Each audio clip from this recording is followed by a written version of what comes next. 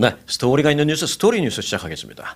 이 마켓에 가면 풀무원 많이 보시죠? 특히 이제 풀무원 두부 가장 많이 보실 텐데 오늘은 그 영상 뒷부분에 풀무원 두부 얘기와 함께 이 깜짝 놀랄 만한 그 두부 영양소 6배 늘려서 먹기 이와 관련된 내용을 좀 전해드리겠습니다. 풀무원은 그 내용을 전해드리기 위해서 좀 핑계고요. 정말로 아주 중요한 두부, 뭐 몸에 좋은 건 누구나 다 알잖아요. 그런데 이 가뜩이나 몸에 좋은 그 두부를 영양소를 6배 더 농축시켜서 똑같은 두부입니다. 근데 방식만 좀 다른 거예요. 그 방법 아주 흥미롭고 유익한 그 내용을 좀 전해드릴 테니까 뒷부분까지 함께 끝까지 해주시기 바라겠습니다. 자, 그 전에 오늘 첫 스토리는요. 스타벅스 코리아 스토리입니다. 뭐 아시는 분도 계시겠고 한국 쪽의 뉴스에 그 별반 관심이 없으신 분들은 혹시 모르실 분도 계신데 상관이 없습니다. 자, 한국의 그 스타벅스 코리아가요. 지난 5월 18일에 80년 광주 민주화 운동 5월 18일을 뭐 다 아시잖아요. 지난 1980년에 그 5.18 광주 민주화 운동 그 당시 무자비하게 등장을 했던 그 특전사 부대의 그 탱크를 연상케 하듯 스타벅스 코리아가 5월 18일을 탱크데이 라고 해서 이제 크게 이제 마케팅을 했습니다. 뭐 아시는 분들 계실 거예요. 그런데 이제 이 시간에는 그 탱크데이라는 뭐 마케팅이 뭐 어쩌고 저쩌고 뭐니 잘했니 잘못했니 그 얘기를 하려는 건 아니고요. 그 논란이 일자 그 총수가 나서서 이제 좀 해결하려고 한 모양인데 그 총수의 경영 마인드 그 부분과 미국의 스타벅스는 이런 일이 있을 때 어떻게 하는지를 좀 제가 비교 분석을 해서 좀 여러분들에게 전해드릴까 합니다. 자, 일단 그 한국의 스타벅스 코리아는요, 그 5.18 광주 민주화 운동 사태, 그때 그 상황을 조롱하듯이, 그런 마케팅을 해서 이제 논란이 일자, 그 5월 18일, 그때 이제 그 광주 도심에 특전사 막 탱크가 등장하고 그랬잖아요. 그 군인들이 민간인들을 상대로 그렇게 탱크를 동원했다라는 것 때문에 이제 상당히 참 우리 아픈 역사로 좀 간직하고 있는데, 그걸 마치 조롱이나 하듯이 탱크데이 막 이런 걸 마침 5월 18일 그날 한 겁니다. 자, 그래서 이제 논란이 일자 그 스타벅스 코리아의 정용진 회장이 이제 총수죠. 직접 나서서 사과를 합니다. 그런데 이제 옛날 같으면 재벌 총수가 직접 나와서 사과를 하면 그리고 이제 90도로 머리 숙이죠. 그런 걸 하면 웬만한 문제는 뭐 좀 사그러들곤 했었습니다만은 지금은 또 뭐 그런 시대는 아니잖아요. 뭐 분위기가 뭐 총수가 나와서 사과 한번 했다고 그래도 재벌 총수가 저렇게까지 나와서 사과했는데 이러면서 뭐 갑자기 뭐 없던 일처럼 사그러드는 뭐 또 그런 분위기는 요즘은 아니잖아요. 세월이 많이 흘러서 여하튼 그 총수의 그 사과에도 불구하고 굴매 운동이 지금 한국에서는 계속 일고 있습니다. 그래서 지난 일주일 사이에 스타벅스 코리아 그 매출이 무려 25%나 떨어졌다라는 것입니다. 25%라면 정상적인 매출의 무려 이제 4분의 1 토막이 난 건데, 자, 그러자 이 스타벅스 코리아를 보유한 신세계 그룹이 직원들을 대상으로 뭐 역시 무슨 교육 프로그램을 하겠다, 역사 교육 프로그램을 하겠다, 뭐 이런 발표도 했습니다. 하지만 직원들을 상대로 그 무슨 역사 교육을 하는 게 뭐 언제, 어디서, 뭐 어느 정도 시간을 갖고 스케줄을 갖고 뭘 하겠다 뭐 이런 구체적인 내용은 발표 하나도 없어요. 그냥 직원들을 역사 교육을 시키겠다 요 한마디가 끝입니다. 네. 이 때문에 스타벅스 코리아가 그 미국 스타벅스 그리고 전 세계 스타벅스의 이미지를 손상시켜서 어쩌면 미국 본사로부터 주식 환수 매입을 당하지 않을까라는 지금 우려까지 나오고 있습니다. 주식 환수 매입이라는 게 뭐냐? 이제 미국의 스타벅스 본사는요, 한국의 스타벅스 코리아를 허가해 줄 때 그 계약서를 작성할 때 그 만에 하나 너희들이 이 스타벅스 이름을 가져가서 한국에서 비즈니스를 하는데 한국에서 우리 스타벅스 전체의 어떤 이미지를 손상시키는 그런 상황을 발생시키면 그 발생시킨 그때 그 시점을 기준으로 스타벅스 코리아의 주가에서 35%를 뚝 잘라갖고 65%의 가격으로 우리가 사겠다. 그 권한을 갖겠다라고 계약서에 그걸 썼습니다. 스타벅스 코리아도 당시에 그걸 사인을 했고요. 그러니까 만일 이게 사태가 커지면 미국의 스타벅스에서 야, 쟤네들 안 되겠다. 쟤네들 때문에 미국은 물론 전 세계 스타벅스 이미지에 타격을 입겠는데 야, 안 돼. 계약서 갖고 와봐. 해서 야, 너네들 스타벅스 지금 코리아 한국의 주가가 얼마야? 예를 들어 미국 돈으로 따진다면 100불이야? 노 30%뚝 잘라 65불만 주고 내가 다 가져간다. 이게 가능하다라는 것이죠. 그러니까 한국의 스타벅스 코리아로서는 상당히 지금 이제 두려운, 걱정되는 그런 상황을 맞은 겁니다. 이 일은 일대로 벌려놨는데 이제 걱정되는 거죠. 자, 그럼 미국의 스타벅스는 그러면 뭐 실수 안 하냐? 제가 뭐 이걸 실수라고 표현했습니다마는 뭐 크게 뭐 용서해서 그냥 실수라고 표현을 그냥 갈게요. 이거 제가 뭐 한국의 스타벅스 코리아가 잘하니 못하니 지금 그걸 따지려는 시간은 아니라고 말씀드렸으니까 여하튼 미국의 스타벅스는 그럼 실수 안 하냐 하는 생각을 하게 되는데 네, 미국의 스타벅스 본사도 실수 많이 합니다. 네. 미국에서는 그런데 무슨 역사 왜곡 이런 문제와 관련된 게 아니라 이제 주로 발생하는 게 이제 인종 문제로 인한 그런 일들이 좀 있죠. 뭐 미국이라는 특성상. 예, 하지만 미국의 스타벅스 본사와 한국의 스타벅스 코리아는 어떤 상황이 벌어졌을 때, 발생했을 때 그 대처하는 게 분명 달랐습니다. 스타벅스는 과거에 그 미국에 인종차별 사건이 벌어지자 전국 매장의 문을 아예 싹 닫고 직원 교육을 시켰습니다. 뭐 멀리 갈 것도 없습니다. 지난 2018년 미국의 스타벅스는 필라델피아 매장에서 벌어진 흑인 남성 체포 사건으로 큰 논란을 한번 치른 적이 있었습니다. 당시 그 주문 없이 그냥 매장에 나와서 그 왔다 갔다 하고 뭐 이랬던 그러니까 좀 영업에 좀 지장을 좀 초래하기도 했겠죠. 그런 흑인들이 있었는데 결국 나가달라 뭐 경찰에 신고하고 뭐 이런 실갱이가 벌어지면서 결국 그 흑인들이 수갑까지 찾다가 매장에서 쫓겨나는 그런 일이 있었습니다. 그 이후에 인종차별 논란이 크게 불거지면서 미 전국에서 거친 좀 시위 같은 것도 발생하고 그랬었습니다. 그러자 이제 스타벅스 CEO는 곧바로 그 해당되는 2명의 흑인 남성을 직접 찾아갔습니다. 지금 한국의 스타벅스 코리아 정영진 회장은 사과하겠습니다 하면서 기자 한 20명 불러놓고 탁 단상에 딱 올라가서 안주머니에서 왜 뭐 상상되시죠? 종이 한 장짜리 딱 꺼내서 그 종이 한 장 쭉 읽고 그다음에 기자들 있는데 기자들이 질문해도 답변도 안 하고 뒤도 안 돌아보고 그냥 나갔어요. 그냥 종이 한 장 읽고 사과했다. 야, 이런 겁니다. 제가 이 얘기를 하는 이유는 이제 미국의 대처 방법과 달랐다는 그 비교를 하는 겁니다. 그래서 당시 2018년에 미국의 스타벅스 CEO는 흑인 2 남성을 직접 찾아갔습니다. 그래서 직접 머리 숙여 사과했고요. 뭐 한 장짜리 종이 들고 가서 뭐 기자 앞에서 읽고 그런 거 아니고. 그래서 이제 한국의 스타벅스의 그 정용진 회장의 어떤 사과하는 모습과 2018년 당시 미국의 스타벅스 CEO의 어떤 사과하는 모습과 어떤 진정성에 있어서는 분명히 달랐다라는 겁니다. 미국의 스타벅스는 그 사건 이후에 또 매장 정책을 다시 만들어서 직원들에게 다시 쫙 배포하면서 교육을 시켰고요. 심지어 전국 8,000개 스타벅스 매장에 반나절 동안 문을 닫아 걸고 인종차별 방지 교육을 실시했습니다. 당시 그 스타벅스 8,000개 매장이 반나절 동안 문을 닫아 건 그것으로 인한 미국 스타벅스의 어떤 매출 손해랄까요? 그런 거는 한 2천만 달러 정도로 추산이 됐습니다. 2천만 달러가 드는 한이 있더라도 그걸 손해보는 한이 있더라도 다시는 이런 일이 없도록 철저하게 직원 교육을 시키겠다. 철저하게 반성한다. 뭐 이런 거를 확실하게 보여준 거죠. 스타벅스 미국은. 그리고 이제 케빈 존슨 그 당시 CEO가 이제 케빈 존슨인데 케빈 존슨 CEO는 이렇게 말을 했습니다. 책임을 매장 직원들에게 돌리는 것은 잘못됐다고 생각합니다. 그것은 경영상의 문제이며 저는 이런 결과를 초래했다는 데에 대한 책임 그리고 이런 결과가 발생했을 때 교육을 통해서 2번 다시 이런 일이 일어나지 않도록 이제 앞으로 잘 나가야 되는 그리고 직원들의 교육을 시켜야 하는 어떤 그런 책임 이런 책임을 고스란히 제가 갖고 있다는 것을 잘 알고 있습니다. 라고 전적으로 본인이 다 책임을 졌습니다. 반면에 이번 한국의 스타벅스 코리아는 총수가 나와서 뭐 사과문 한 장 딱 읽고 뭐 인사하고 그러고 나갔습니다만은 구체적인 무슨 어떤 재발 방지책을 위해서 뭘 하겠습니다. 뭐 이런 거는 전혀 없습니다. 그냥 뭐 부적절한 마케팅을 한 거에 대해서 사과의 말씀을 드립니다. 이런 거 들어간 거예요. 재벌 총수가 직접 나와서 사과문 읽고 옆으로 이제 단상 옆에 한 발자국 오른쪽으로 나와서 90도로 인사 한번 하고 그러고 들어가는 것. 그러면 다 해결될 줄 알았던 모양인가요?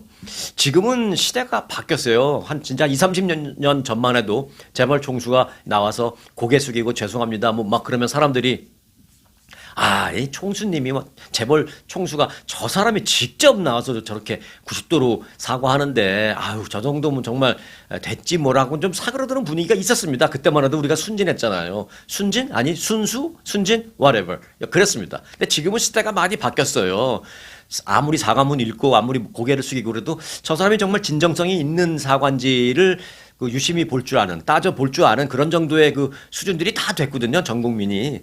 그래서 정말 진정으로 사과하는 게 있다면, 그래서 죄송합니다라고 말 한마디 외에 앞으로 재발 방지를 위해서 뭘 하겠다라는 구체적인 내용이 있는 거야, 없는 거야, 뭐 요것도 좀 구별할 줄 아는 그런 정도의 다 됐거든요, 국민들이. 근데 이제 그런 게 없다는 데에 국민들이 오히려 그 사과문 발표 이후에 더 분노하는 좀 그런 분위기도 있습니다.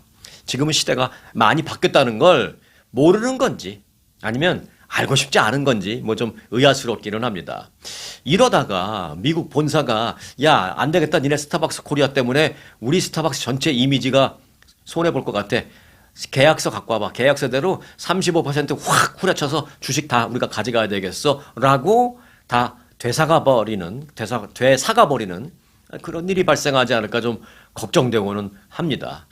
뭐 근데 그걸 제가 왜 걱정하는지 모르겠습니다만은 여하튼 저하고 아무 이해관계 없이 좀 걱정되고 안타깝고 뭐 우려되고 그런 것도 사실입니다. 왜냐하면 이제 그런 일들이 좀 더 커지면 미국에도 뉴스화 될 거거든요. 근데 미국에서도 결국 이제 코리아에 대한 전반적인 이미지에도 좀 손상이 되지 않을까 이런 부분을 제가 걱정하는 거죠. 뭐 단돈 1불 저하고는 아무 관계 없으니까 그걸 걱정하는 건 아니고 전반적인 이미지가 좀 걱정되는 상황입니다.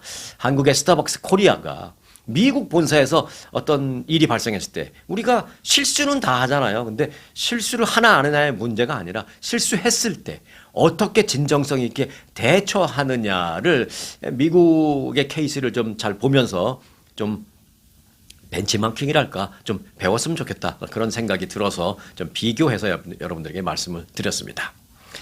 자, 첫 번째 스토리 전해드렸고요. 두 번째 스토리는 영부인이 볼 때 대통령인 우리 남편은 뇌졸중 이라는 스토리를 좀 전해드리겠습니다. 요게 이제 전 바이든 대통령 그리고 이제 그 전 영부인 얘기입니다. 바이든 전 대통령의 부인인 질 바이든 여사가 2024년 그때 이제 한창 대선 그 운동할 때 민주당 후보 교체의 결정적인 계기가 됐던 그해 그 6월에 그 대선 후보 토론 당시 자신의 남편이 뇌졸중에 걸려 있는 것으로 생각이 됐었다 이렇게 말했습니다. 바이든 그 질 바이든 여사는 오는 32일 방영 예정입니다. 아직 방영은 안 됐지만 녹화는 다 끝났어요. 인터뷰 녹화는 다 끝났어요. 그래서 일부 내용이 지금 미리 좀 유출된 건데 31일 방영 예정인 CBS의 그 인터뷰에서 바이든 전 대통령의 그 대선 후보 토론 상황에 대해서 이렇게 말했습니다. 나는 그때 TV를 보면서 우리 남편이 대선 후보 토론회 하는 모습을 보면서 깜짝 놀랐다. 우리 남편의 그런 모습이 그 전에도 없었으며 사실은 지금도 그런 모습이 없다. 그런데 왜 어떻게 그 대선 후보 토론할 때 그런 모습을 보였는지 나는 지금도 너무 좀 놀라울 뿐이다. 그래서 그 당시에 나는 TV로 나오는 우리 남편의 모습을 보고 덜커덕 겁이 났다라고 말했습니다. 왜 겁이 났느냐라고 이제 물어보니까 그 토론하는 걸 보면서 자기가 느낀 거는 딱 이거였습니다라고 말하면서 뭐라 그러냐면 오 마이 갓. 우리 남편이 뇌졸중에 걸렸구나. 스트로크를 맞았구나. 그렇게 생각을 했었다라는 것입니다. 왜요? 여러분들도 기억나시죠? 그때 바이든 대통령 약간 멍 때리고 막 이런 모습 여러 번 봤잖아요. 그래서 결국 후보도 교체되고 막 이랬는데 그걸 보면서 우리는 뭐 국민의 한 사람으로서 그걸 바라보면서 왜 저러는 거야? 왜 이렇게 멍 때리는 거야? 라고 생각했지만 부인의 생각은 또 다를 수 있잖아요. 정말 하늘이 무너지는 듯 놀랬다라고 합니다. 너무 그 질 바이든 여사 표현을 빈다면 죽을 정도로 무서웠다라고 말을 했습니다. 자기 남편이 스트로크 당한 줄 알고. 2024년 6월 그때 27일이었죠. 애틀란타 그 CNN 본사에서 진행이 됐던 바이든 당시 대통령과 트럼프 당시 공화당 후보 간의 이 TV 토론에서 이 바이든 당시 대통령은 여러 차례 말을 더듬기도 하고 때로는 막 동문서답하기도 하고 맥락에서 어긋나는 막 말을 하는가 하면 그 트럼프 대통령이 막 강하게 몰아붙이고 트럼프 당시 후보가 막 몰아붙이고 그럴 때 그냥 멍하게 바라보는 모습, 그 약간 멍 때리는 모습, 이런 걸 여러 차례 보였습니다. 그래서 인지 정화 능력에 대한 논란을 부추겼죠. 그래서 그 토론 이후에 기억하시는 대로 민주당 내부에서 후보 교체론이 들불처럼 일어났고 그래서 결국 바이든이 그해 7월 24일 날 재선 도전 포기를 선언하고 바로 이제 카멀라 해리스로 바뀌었죠. 뭐 결과는 여긴 얘기입니다만 그러고 나서 이제 민주당은 패했지만 자 여하튼 바이든 전 대통령은 그때 이제 그랬었는데 그러면 정말 어떤 문제가 생긴 거 아니냐. 저렇게 다른 장소도 아니고 대선 후보 토론하는데 저렇게 멍 때릴 정도면 평소에는 어떻겠어 막 이런 생각 다 했잖아요 우리가. 그런데 또 아니라는 거죠. 질 바이든 여사 얘기 들어보니까 대통령 퇴임 후인 작년에 뭐 전립선암 그 투병도 잘 해냈고 그리고 작년 9월에는 피부에서 암세포가 발견돼서 그 암세포를 떼내고 하는 그런 치료도 다 잘 받고 지금은 그렇게 멍 때리는 일도 없답니다. 그런데 그때 왜 그랬는지가 정말 미스테리죠. 하지만 그때 이제 대선 토론회를 보고 영부인이 뇌졸중을 당한 것으로 이제 의심할 정도였지만 현재는 무슨 뇌졸중 관련된 어떤 문제는 하나도 없다는 것입니다. 여기저기 조금 이제 고장 나셔서 치료받고 이런 건 있을지언정. 근데 그래서 그러니까 드는 그 이상하다는 생각이 그렇습니다. 당시 그럼 트럼프 대통령과 토론을 하면서는 바이든은 왜 그렇게 멍 때리는 그런 모습을 보였었을까? 이게 의문입니다. 예. 트럼프 대통령의 어떤 불도저 같은 그런 기세에 눌렸던 걸까요? 뭐 아니면은 이제 너무나도 아나무인하는 트럼프 대통령의 모습, 상대방의 모습, 그리고 예측 불허 이런 식으로 막 토론을 몰고 나가고 그러니까 바이든이 당황하고 황당하고 막 그래서 또는 어처구니가 없어서 그래서 그랬던 걸까요? 여하튼 이건 아직까지는 미스테리입니다. 미스테리일 수밖에 없는 게 정작 부인인 질 바이든 여사도 자기도 정말 그때 왜 그랬는지 모르겠다라고 얘기할 정도니까 뭐 우리는 더더욱이 모르겠죠. 여하튼 왜 그렇게 멍 때렸었는지 아직도 풀리지 않는 수수께끼입니다. 자, 다음 스토리입니다. 이 가짜 영상에 분노하는 유튜브 소식입니다. 자, 유튜브가 이 가짜 영상과 그러니까 AI 영상과 실제 저 같은 지금 이 영상 뭐 이거 좀 구분하기 위해서 나섰습니다. 유튜브가 AI로 만든 가짜 영상을 자동으로 감지해서 시청자들에게 알려주는 그런 기능을 더욱 확대하겠다라고 밝혔습니다. 유튜브는 AI 콘텐츠의 그 투명성 강화를 위해서 유튜브 자체적으로 AI 식별 기술을 개발했고 그래서 이제 자동으로 AI 표시를 부착해주는 그런 정책을 시행한다라고 밝혔습니다. 지금 여러분이 보시는 제 영상, 이 영상에는 AI라는 그런 마크 안 붙어 있죠? 네, 이건 리얼 영상이기 때문입니다. 그런데 이제 만일 제가 막 AI로만 만들어서 저 대신 훨씬 더 잘생기고 멋진 그런 가짜 AI 얼굴을 만들어서 하면 이건 AI라는 마크가 딱 붙을 겁니다. 근데 그걸 한다는 겁니다. 지금까지 동영상을 만든 사람이 올릴 때 자율적으로 이건 이제 AI로 만들었다라고 이제 자율적으로 공개하도록 되어 있는 방식입니다. 그러니까 일종의 수동 방식이죠. 그런데 이걸 그 AI로 만든 그 사람이 속이려고 AI라는 말을 안 하고 슬그머니 올려도 유튜브가 자동적으로 수동이 아닌 자동적으로 식별해서 유튜브가 딱 AI 마크를 붙여버리겠다는 것입니다. 시청자들이 혼란을 일으키지 않도록 표시가 AI 마크 표시가 부착되는 위치도 뭐 조그맣게 구석에 이렇게 하는 게 아니라 웬만하면 누구나 다 쉽게 딱 볼 수 있도록 눈에 잘 띄는 곳에 부착하겠다라고 밝혔습니다. 마치 실제처럼 사실적인 영상이나 이 AI 생성 비중이 높은 그러니까 1시간짜리 영상 중에 뭐 한 40분, 50분이 AI야. 자기가 직접 나온 건 한 10분, 15분밖에 없어. 막 이런 것들. 그런 컨텐츠의 경우에 일반 동영상은 영상 그 아래 설명란 위쪽에 이렇게 붙이겠다는 것이고요. 또 짧은 영상, 쇼츠 같은 경우에는 영상 위에 이 오버레이 형식으로 표시가 된다라는 것입니다. 그러니까 이제 일반 좀 긴 영상은 여러분들이 영상을 보시면 그 밑에 설명란이 있어요. 더보기란이라고 하기도 하고. 그런데 이 영상은 AI입니다 하고 꽝 찍어주겠다는 것입니다. 쇼츠는 그 영상 위에 꽝 마크를 찍어버리고. 자, 최근에 인간이 직접 만든 것과 구별하기 정말 너무 어려운 그런 AI 영상이 범람하면서 기업들이 이와 관련된 콘텐츠의 표시 체계를 하나씩 마련해가고 있습니다. 그로 인해서 어떤 그 불상사가 발생하거나 그로 인해 어떤 피해가 발생하거나 이러면 기업들이 고스란히 또 소송당할 수 있고 막 그러잖아요. 그리고 손해배상 청구당하고 골치 아프니까 그런 걸 사전에 막기 위해서라도 우리 시청자들을 위한 마음도 물론 있겠습니다만은 궁극적으로는 자기들이 이제 수당하지 않으려고 이제 그거를 제대로 하겠다라는 것입니다. 유튜브가 지금 가장 적극적으로 나서고 있고요. 그리고 적극적이냐 아니냐 보다도 가장 먼저 이런 걸 한 게는 어디냐면 이제 요거는 오디오 스포티파이라고 왜 음악 다운로드 받아갖고 이게 듣고 그런 거 있잖아요. 이제 영상은 아니죠. 그거는 이제 음악 오디오만이죠. 그 음악 스트리밍 서비스인 스포티파이도 얼마 전에 AI 생성 컨텐츠에 대한 자동 표시 기능을 도입한 바 있습니다. AI가 음악도 잘 만듭니다.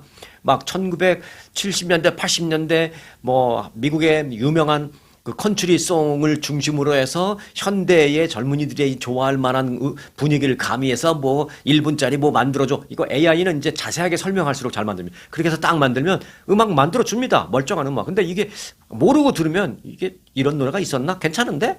이러면서 잘 넘어갑니다. 그런데 아무리 그 AI가 만든 음악이 좋고 안 좋고를 떠나서 AI가 만든 건 AI가 만들었다라고 표시를 한다라는 것이죠. 그래서 가장 먼저 지금 한 게 스포티파이 그 AI가 만든 음악에 대한 표시를 합니다. 자, 영상에 대해서는 유튜브가 지금 적극적으로 표시 기능을 하겠다라고 나서 있는 상황입니다. 하지만 여러분은 걱정하실 일이 없습니다.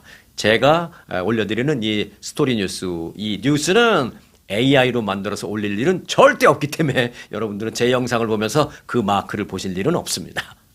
자, 다음 스토리는요.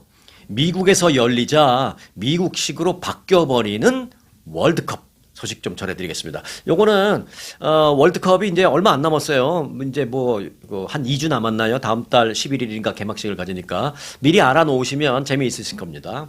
자, FIFA의 잔니 인판티노 회장은 북중미 월드컵 이번 미국에서 열리는 그 월드컵과 관련해서 이번 대회는 마치 39일 동안 104번의 슈퍼볼이 열리는 것과 같다라고 말했습니다. 이 얘기는 뭐냐면 월드컵이 열리는 게 39일인데 경기가 이제 104개의 경기가 있는데 그 104개의 경기 모든 매 경기가 마치 슈퍼볼을 보듯이 뭐 우리가 그렇게 하겠다 뭐 이런 얘기입니다. 이건 뭐 실제 그렇다기보다는 어떻게 보면 좀 표현이 그런 거예요. 자, 총 104개의 경기가 열리는데 매 경기를 슈퍼볼처럼 어떻게 하겠느냐. 예를 들어서 해프타임 쇼 같은 것도 만들고 또 중간중간 광고를 내보낼 수 있는 그런 시스템도 만들고 하겠다라는 의미입니다. 세계 축구계의 수장이 축구에 대해서 막 자랑스럽게 얘기하는 게 아니라 축구의 꽃이라고 하는 그 월드컵의 의미를 이 프로 풋볼, 슈퍼볼하고 비유했다라는 점에서 조금 논란도 있어요. 아니, 그 월드컵, 그 축구계 수장이 어떻게 풋볼을 갖다가 그런 얘기를 해. 뭐 이런 건데. 자, 지금 뭐 그 논란을 얘기하는 게 아니라 어떻게 바뀌는지를 여러분이 알고 계셨으면 좋겠어서 이제 그 말씀을 드리는 겁니다. 다음 달 11일 개막하는 북중미 월드컵은 이전과는 다른 파격적인 방식으로 진행될 예정입니다. 결론부터 말씀드리면 슈퍼볼 그 경기 중계하는 것처럼 그런 시스템으로 그런 포맷으로 경기 중계를 하겠다는 것입니다. 자, 일단 축구는 전반 45분 그리고 휴식 시간 15분 후반 45분 이것이 뭐 오랫동안 100년 넘게 이어지는 지금 포맷이죠. 지금까지 변하지 않습니다.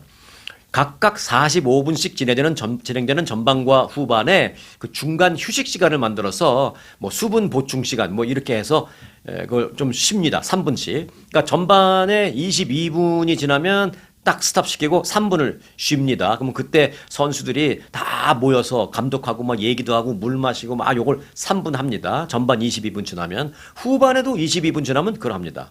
전반 그러니까 22분 지나고 3분 쉬고 그다음에 이제 45분이 지나면 이제 전반 끝나죠. 그럼 이제 15분 쉬죠. 15분. 그리고 이제 후반에도 똑같이 그런 포맷입니다. 그러니까 중간에 쉬는 게 있으니까 전반이 2개로 나뉘고 후반이 2개로 나뉘니까 결국 뭐예요? 4개의 포맷으로 가는 거잖아요. 그러니까 약간 풋볼 보는 것처럼 풋볼이 4쿼터로 운행되잖아요. 그러니까 축구도 이제 그런 식으로 하겠다라는 것입니다. 그러니까 모든 축구가 아니라 이번에 월드컵만 그 전반 후반 3분씩 그 브레이크 타임 가질 때 그 3분 때 그 광고를 막 내보내겠다라는 것입니다. 네. 근데 이런 방식은 사실 미국에서 프로 스포츠를 보는 우리들에게는 매우 익숙하죠. 특히 이제 풋볼 볼 때는 더더욱이 익숙하죠.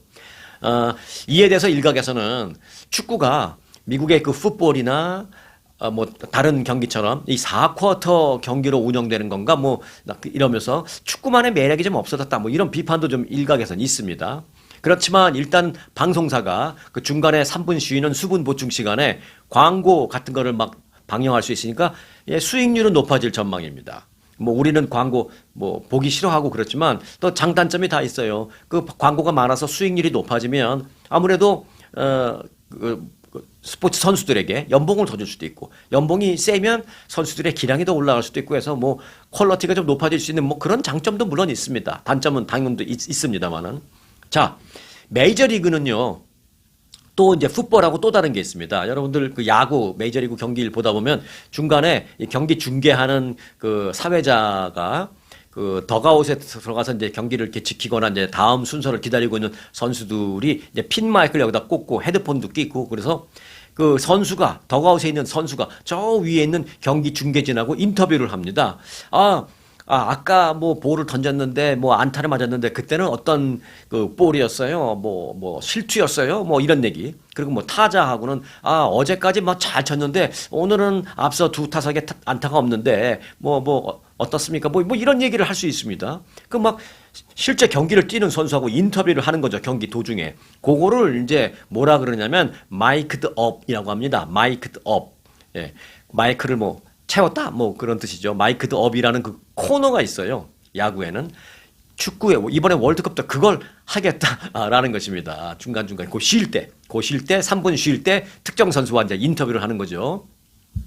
자, 그리고 이제 결승전 때는 뭐 마돈나나 BTS 등 세계적인 팝스타를 초청해서 콘서트를 열 예정입니다. 그러니까 프로풋볼에 꽂힌 슈퍼볼 할 때 막 그런 거 하잖아요. 뭐 슈퍼볼 해프타임 쇼에 누가 나가냐 뭐 이게 관심이죠. 이 월드컵도 이제 그런 걸 하겠다라는 것입니다. 그래서 미국에서 열리는 월드컵이 결국 미국식으로 바뀌는 모습이다라고 해서 여러분들에게 좀 미리 제가 좀 전해드린 것입니다. 물론 이에 대해서 축구 팬들은 기대 반, 우려 반이 있습니다. 그러면 이제 기대는 뭐냐? 그렇게 해서 수익이 오르게 되면 앞서 말씀드렸다시피 선수들의 연봉도 오르고 그렇게 되면 경기의 질도 올라갈 수 있다라는 것입니다. 반면에 이제 우려감은 뭐냐? 다른 스포츠와는 달리 축구는 45분 내내 쉴 틈 없이 이 경기가 진행되면서 그야말로 박진감 넘치는 맛이 있는데 이제 그런 점이 좀 사라질 것이다라는 그런 우려가 있습니다. 뭐 중간중간에 쉬면 풋볼 같은 거는 뭐 툭 하면 쉬잖아요. 그래서 이제 광고도 많이 나오고 또 그렇게 쉬니까 우리도 잠깐 그 경기를 관람하면서 잠깐 뭐 피자도 먹을 수 있고 잠깐 화장실도 갔다 올 수 있고 여유를 좀 가질 수 있는 장점도 있지만 어떤 면에서는 풋볼이나 야구 같은 건 너무 자꾸 쉬니까 야 경기가 너무 길어 지루해 이런 것도 있어요. 그래서 젊은 사람들이 요즘 프로야구, 야구 보러 그 경기장에 안 간대잖아요. 너무 자꾸 쉬고 그러니까 지루하고 그래서 안 간대. 그래서 이제 야구도 올해인가 작년부터인가 도입한 게 있잖아요. 피치클락. 투수가 던질 때 너무 시간 끌고 그러니까 답답하잖아요. 그래서 던지기 위해서 준비해서부터 던지는 데까지 30초가 넘으면 안 됩니다. 만일 30초가 넘으면 심판이 스트라이크를 그냥 홀 해버립니다. 던지지도 않았지만. 그러니까 투수가 그렇게 하지 않기 위해선 빨리빨리 던지는 거죠. 요거 조금 도움이 되는 것 같아요.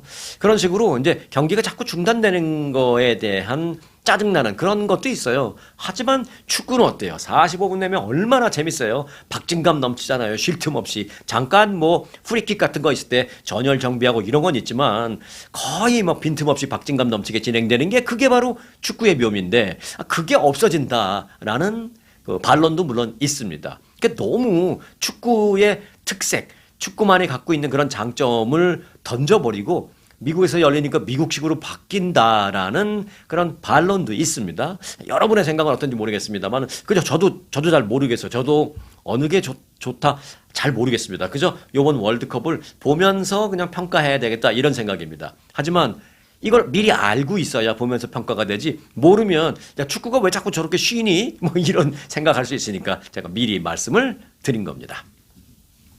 자, 다음 스토리는요. 트럼프한테 잘 보이면 불법 약물 문제도 그냥 패스 스토리 전해드립니다. 이제 그런 것도 있고 또 하나는요. 제가 미리 예고드립니다만 반대로 트럼프한테 찍히면 패스는커녕 아웃 이라는 것도 있는데, 자, 먼저 패스 스토리부터 좀 전해드릴게요.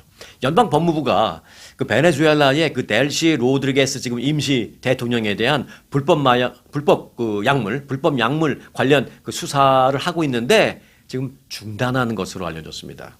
AP통신은 트럼프 행정부가 베네수엘라의 임시 대통령인 로드리게스에 대한 불법 약물 관련 수사를 계속해 왔는데, 예, 그 계속하던 수사하던 그 마이애미 그 연방 검찰에게 연방정부 차원에서 수사 중단을 지시했다라고 밝혔습니다. 로드리게스 임시 대통령은 다른 베네수엘라 고위 인사들처럼 미국에서 뭐 기소된 적은 없지만 미국 그 불법 단속국 그리고 FBI 등지의 오랜 추적, 감시 대상 인물이었습니다. 사실은. 실제로 연방 검찰과 FBI는 로드리게스가 임시 대통령이 되기 전부터도 오랜 시간 동안 보통 불법 약물 밀매, 또 금괴 밀수, 자금 세탁 등등에 대한 그 의혹과 관련해서 계속 정보를 수집해 오던 것으로 알려졌습니다. 그리고 만약에 미국에 오면 바로 잡아서 체포해서 기소해 버리려고. 근데 미국에 안 오니까 못 잡았죠. 하지만 이제 미국이 마두로 대통령을 가서 체포하고 미국에 데려와서 기소하는 그 일 이후에 베네수엘라에 누군가 지도자가 있어야 되잖아요. 그래서 로드리게스를 임시 대통령으로 앉혔고, 그 이후에 로드리게스는 트럼프 행정부에 아주 적극적으로 협조하는 그런 친트럼프 정책을 아주 지금까지 잘해오고 있습니다. 그러자 트럼프 행정부는 지난달 로드리게스에 대한 금융 제재를 완화해주는 것은 물론이요, 어제는 이 불법 약물 관련 혐의에 대한 수사해오던 것도 중단시켰습니다. 심지어 트럼프 대통령은요, 얼마 전에 그 SNS를 통해서 글을 올렸는데, 로드리게스 임시 대통령이 아주 잘하고 있다. 그는 아주 훌륭한 인물이다. 이렇게까지 짙게 세웠었습니다. 예. 근데 이제 다 중단시켜 버린 거예요. 자, 이번에는 반대로 트럼프한테 잘못 찍히면, 잘못 보이면 패스가 아니라 아웃이라는 스토리 간단하게 전해드립니다. 지난해 CBS 방송에서 트럼프 행정부 눈치 보기라는 그런 제목으로 프로그램이 있었죠. 현 정부의 치부를 폭로한 그 베테랑 기자가 시사 프로그램 CBS의 굉장히 오래된 수십 년 된 그 프로그램이죠. 60 Minutes, 60분. 딱 프로그램 시간이 60분이에요. 그 60분 동안 확실하게 뭘 까 뒤집어서 보도해준다 뭐 그래갖고 이제 60 Minutes인데, 그 60 Minutes에서 지난해 트럼프 그 행정부의 눈치 보기라는 그 소제목으로 이제 방영이 된 게 있었습니다. 뉴욕타임즈는 어제 그 CBS가 자신들의 간판 프로그램인 60 Minutes에 무려 11년간 제작과 출연을 함께 해온 사람 알폰시 기자와 더 이상 재계약하지 않기로 결정했다라고 보도했습니다. 11년 동안 아무 문제 없이 계속 해왔는데 왜 갑자기 오늘? 이런 거죠. 알폰시 기자 측은 이에 대해서 CBS 측에 지난 몇 주 동안 계속해서 이제 계약서 다시 재계약해야 될 시간이 다가오니까 몇 주일 동안 계속해서 이 재계약 어떻게 되는 겁니까? 할 거면 빨리 합시다. 아닐 거면 빨리 얘기해 주고 뭐 이걸 문의를 했지만 CBS가 계속 대답하지 않고 묵묵부답으로 있다가 갑자기 오늘 재계약 불가 통보를 해왔다라고 이제 얘기했습니다. 사실상 프로그램에서 하차시킨 거죠. 이에 대해서 알폰시 기자는 이번 결정은 보도국 전체에 대한 위협적인 메시지다라면서 정부의 눈치를 보지 않고 묵묵하게 일하는 기자에게 의도적으로 징벌을 가하고 있다라고 이제 CBS를 비판했습니다. CBS는 이와 관련해서 왜 뭐 재계약을 안 했는지 뭐 이런 얘기는 구체적으로는 안 했지만 조금 포맷의 변화를 가져갈 예정이다 뭐 이런 식으로 발표를 했어요. 그래서 뭐 객원 기자들을 대거 영입하고 그다음에 뭐 라이브 이벤트 같은 것도 하고 하면서 좀 변신을 꾀하는데, 그런 이유 때문에 우리는 알폰시 기자하고 재계약 안 했다 뭐 이렇게 설명을 했습니다. 이에 대해서 알폰시 기자는 이렇게 말했습니다. 지난 60년간 이 프로그램의 공식은 늘 똑같았다. 포맷을 바꾼다라고 해서 진실이 감춰지는 것은 아니다. 뭐 이렇게 얘기를 했습니다. 자, 정말 CBS가 트럼프 대통령 눈치 보느냐고 알폰시 기자를 하차시킬 거냐 아니냐, 이건 뭐 알 수는 없죠. 우리가 그냥 유추해 볼 뿐입니다. 하지만 CBS가 트럼프 행정부의 그 입맛에 맞지 않는 어떤 프로그램을 폐지시켜버리거나 그런 사람하고 재계약을 하지 않거나 하차시키거나 하는 그런 케이스는 요번 말고도 몇 번 사실은 더 있습니다. 그러니까 이게 의심해보고 유추해보자니 이게 너무 많은 거예요. 자, 이달 초에는요, 트럼프 대통령을 이렇게 막 우스갯소리로 풍자하고 조롱하는 그런 개그를 하고 이랬던 스티븐 콜베어, 잘 아실 겁니다. 더 밤 10시인가 11시인가요? 하죠. 더 레이트 쇼 with 스티븐 콜베어라는 프로그램을 진행하던 스티븐 콜베어, 그 프로그램을 아예 폐지시켜 버렸습니다. 그리고 이제 석 달 전인 지난 2월에는 20년간 그 60 Minutes, 요번에 문제가 됐던 그 프로그램, 그 60 Minutes를 20년간 진행을 해오던 이 60 Minutes는 진행자가 있고 함께 출연하는 그 기자들도 여러 명이 있고 이제 그렇습니다. 그런데 일단 메인 진행자, 앤더슨 쿠퍼라는 메인 진행자, 그 기자와의 계약도 그냥 종료시키고 하차시켜 버렸습니다. 지난 2월, 이게 얼마 안 됐어요. 자, 그래서 이제 사람들 일각에서 하는 말이 트럼프한테 잘 보이면 불법 약물 혐의 수사도 중단시키면서 그냥 패스. 반대로 잘못 보이면 패스가 아니라 아웃. 그런 세상에서 뭐 이런 얘기가 지금 나오고 있는 상황입니다. 자, 지금 우리 대한민국이 세계에서 어느 정도로 잘 사는지 그런 나라인지 잘 모르시죠? 네. 여기 아주 흥미로운 팩트가 하나 있습니다. 짧은데 요거 들으시면 그래 그 정도야 라고 생각하실 겁니다. 자, 한국이 미국과 함께 시가총액 1조 달러 이상, 1조 원이 아니고요. 또 1억 달러도 아니고 100억 달러도 아니고 1조 달러. 시가총액이라는 건 뭐냐면 이제 그 어떤 기업이 주식에 이제 상장되어 있잖아요. 그 주식이 뭐 100불일 수도 있고 200불일 수도 있고, 그런데 이제 발행된 주식 수가 또 있으니까 100불이라고 싸고 200불이라고 그 회사가 크고 그런 건 아니죠. 이제 발행 주식 수가 얼마인지 곱하기를 해봐야죠. 자, 발행 주식 수 곱하기 주가, 요걸 곱하기를 해보니까 달러로 1조 달러가 넘는 거예요. 그러니까 그게 그 회사의 가치를 말해주는 거잖아요. 자, 시가총액 1조 달러 이상의 기업 2개를 보유한 전 세계에서 딱 둘밖에 없는 나라 중에 하나가 한국입니다. 그럼 나머지 하나는 어디? 네, 미국입니다. 자, 바꿔 말하면 미국을 제외한다면 미국이야 뭐 워낙 뭐 전 세계가 다 인정하는 세계 최고의 나라니까 미국만 하나 딱 빼본다면 한국밖에 없습니다. 그런 나라가. 어느 기업이냐? 삼성전자 그리고 SK 하이닉스. 다 시총이 1조 달러 넘었습니다. SK 하이닉스의 시총이 이틀 전 기준으로 1632조 884억 원을 기록했습니다. 1632조 884억 원.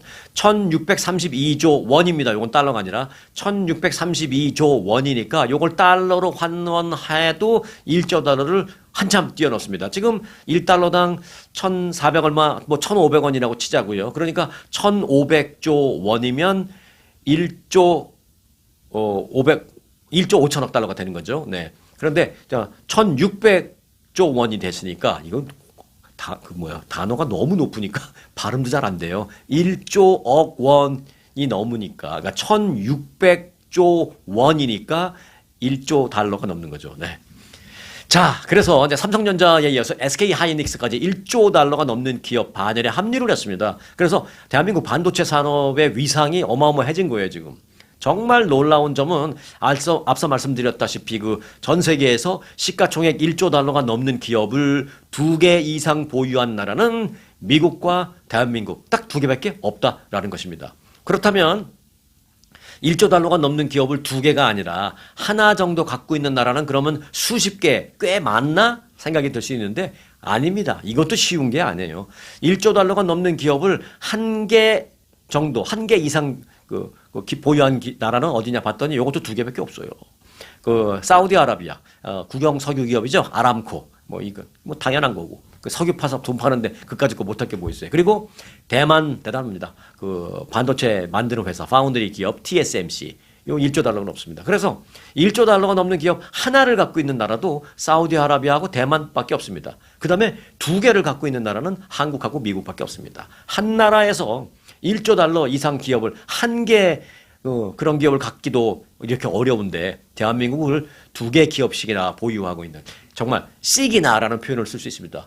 그런 기업을 2개씩이나 보유한 정말 명실상부한 선진국이다. 이렇게 말씀드릴 수 있겠습니다. 짧지만 임팩트 있는 그런 소식이었습니다. 자, 오늘 끝 소식입니다. 오늘 예고해드린 그 두부 관련 소식을 전해드리겠습니다. 자, 고전에 두부 말씀을 드리기 전에 제가 핑계로 전해드리는 뉴스가 하나 있다 그랬죠. 네, 풀무원 얘기인데요. 풀무원이 미국 시장에서 현지화 전략 그리고 건강식 트렌드 등등에 힘입어서 아주 판매 호조를 잘 누리고 있다라는 소식입니다. 풀무원이 미국에 들어온 거는 그래도 꽤 오래됐어요. 1991년에 미국 시장에 진출을 했는데 그 이후에 이제 두부 중심의 어떤 신선식품 사업을 많이, 그때는 두부만 들어왔습니다. 처음에는. 근데 두부가 이제 신선식품이잖아요. 그게 이제 단점이 있답니다. 기업의 입장에서는. 왜냐면 유통기간이 좀 짧고, 예를 들어서 통조림 같은 거 만들면 유통기간이 뭐 2년, 3년씩 되지만 요거는 정확하게 모르겠지만 뭐 한 달 정도 되죠. 한 달 남짓 되죠. 그러니까 유통기간이 짧다라는 어떤 단점. 그리고 나서 요게 지나면은 어떻게 다 폐기 처분해야 된답니다. 근데 폐기 처분도 그냥 하는 게 아니라 돈 들여서 폐기해야 돼요. 그래서 유통기간은 짧아. 폐기를 하기 위했는데 돈이 들어가. 뭐 그리고 이제 빨리빨리 갖다 주기 위해서 물류비가 들어. 요런 단점이 있어서 처음에는 이제 풀무원이 어려움을 많이 겪었답니다. 하지만 그 이후에 두부만 하는 게 아니라 냉동 만두, 뭐 냉동 간편식 등등등 다른 그 냉동식품들을 많이 내놨어요. 근데 냉동식품은 그래도 상대적으로 두부보다는 유통기간이 깁니다. 그래서 이제 거기서 많이 좀 여유를 찾으면서 그 결과 풀무원이 지난해부터는 대대적인 흑자 전환으로 돌아섰다라는 얘기입니다. 자, 사실 그러니까 두부를 볼 때 풀무원 두부 이렇게 볼 때 한번 좀 생각해 보실 수가 있겠죠. 아, 그렇구나. 유통기간이 짧아서 고생들 한다, 뭐 이런 생각할 수 있습니다. 자, 그런데 이제 풀무원 얘기를 해드리는 게 포인트는 아니고요. 오늘 진짜 포인트는 두부 스토리입니다. 자, 풀무원 뉴스가 하나 있기 때문에 이제 두부 얘기를 하려고 하는 건데요. 두부가 건강에 좋다라는 것 모르는 사람이 있습니까? 없죠. 다 알죠. 두부가 건강에 좋다라는 건. 그런데 어떻게 좋은지 핵심 효능 짧게 네 가지만 전해드립니다. 자, 첫 번째, 근육량 유지와 체중 관리에 탁월합니다. 고단백이면서 저칼로리이기 때문입니다. 자, 두 번째, 혈관 건강 및 심혈관 질환 예방에 좋습니다. 자, 세 번째, 골다공증 예방과 뼈 건강에도 좋습니다. 고단백이기 때문에. 그리고 이제 네 번째, 뇌 건강 및 치매 예방에도 이게 좋다고 합니다. 자, 요건 조금만 설명드릴게요. 예, 두부에 풍부한 그 레시틴 성분이 있는데 그 레시틴이 우리 뇌의 신경 전달 물질인 아세틸콜린의 원료가 됩니다. 그래서 이제 두부를 먹어서 그 레시틴이 많이 보충이 되게 되면 신경 전달 물질이 많이 나와서 신경이 원활하게, 뇌 신경이 원활하게 이제 활동을 하게 되니까 뇌 건강, 인지 능력 향상 이런 거에 좋다라는 것입니다.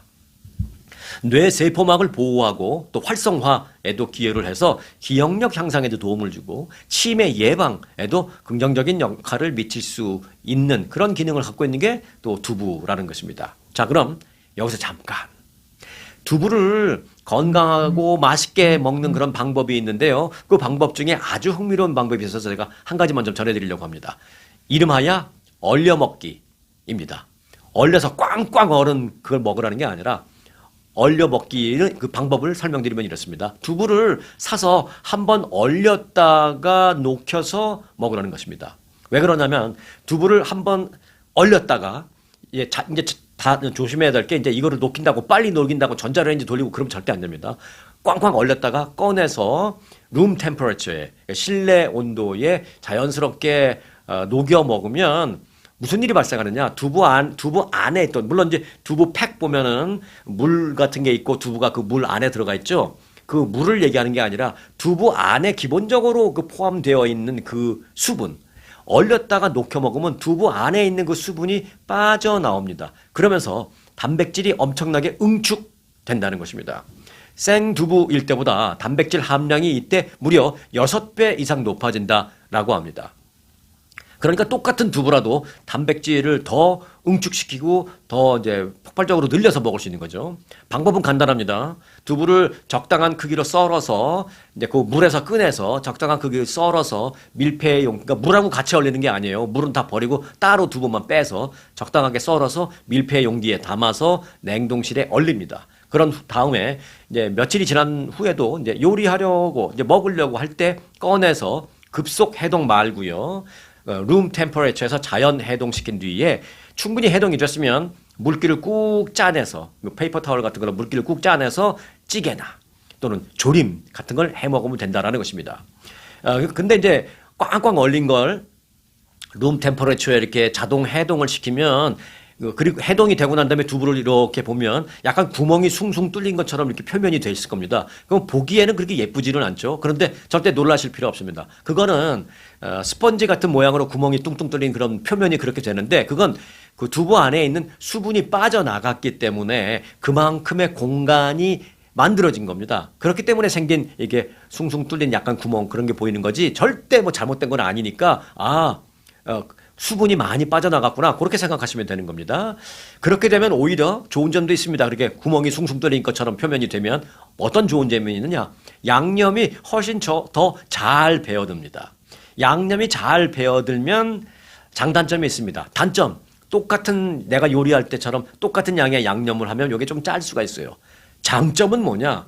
양념이 잘 배어드니까 내가 평소에 하던 만큼의 그만큼의 많은 양념을 하지 않아도 충분히 양념이 배어들어서 맛있을 수 있다라는 것입니다. 그럼 양념을 많이 안 먹을 수 있으니까 혈압에도 좋고 다 좋을 거 아니에요. 그 장점이 많습니다. 단 주의할 점 한 가지. 두부는 시금치와 이 영양학상으로 맞지 않는다라고 합니다. 시금치에 있는 그 옥살산 성분이 두부의 칼슘과 아까 그 뼈에도 좋다 그랬죠. 두부에 칼슘도 많습니다. 두부의 칼슘과 시금치에 있는 옥살산 성분이 이게 결합을 하게 되면 수산칼륨이라는 그 결석을 유발하는 성분이 될 수가 있기 때문에 두부찌개나 두부조림 같은 거 할 때 시금치와 같이 하시면 안 된다라는 것만 기억해 주시기 바라겠습니다. 그럼 대신에 뭘로 하느냐? 네, 대파. 버섯, 미나리 이런 거랑 같이 하면은 좋다고 합니다. 예, 그런 거랑 같이 곁들이시면 영양학적으로 아주 훌륭하다라는 얘기입니다. 자, 두부 얘기하다 보니까 저도 좀 땡기는데요. 두부가 땡깁니다. 이번 주말은 그래서 두부를 한번 꽝꽝 얼렸다가 녹여서 맛있는 두부 조림 아니면 두부찌개 한번 해 먹어볼까 그런 생각도 있습니다. 여러분도 한번 생각해 보시기 바라겠습니다. 맛도 챙기고 건강도 챙기고 뉴스도 챙기고 일석삼조 스토리 뉴스를 전해드렸습니다. 혹시 두부 그렇게 해서 맛있게 해 먹으셨다면 늦게라도 내일이라도 이렇게 해서 맛있게 먹었습니다. 그다음에 어떤 소감 또 맛이 어땠는지 정말 효과가 어땠는지 댓글로라도 좀 남겨주시면 저도 또 공부를 하도록 하겠습니다. 자, 일석삼조 스토리 뉴스는 여기서 마치겠습니다. 오늘도 끝까지 함께 해주신 여러분들에게 특별한 감사를 드립니다. 오늘 영상 마칩니다. 아주 특별한 아주 즐거운 아주 기분이 좋은 아주 편안한 아주 행복한 아주 추억의 남을 같은 코스 같은 일정이라도 추억은 차이가 납니다. 고객 만족도 1등 아주 투어. 내 인생 최고의 순간 1등 여행 아주 좋은 아주 투어 아주 좋은 213-388-4000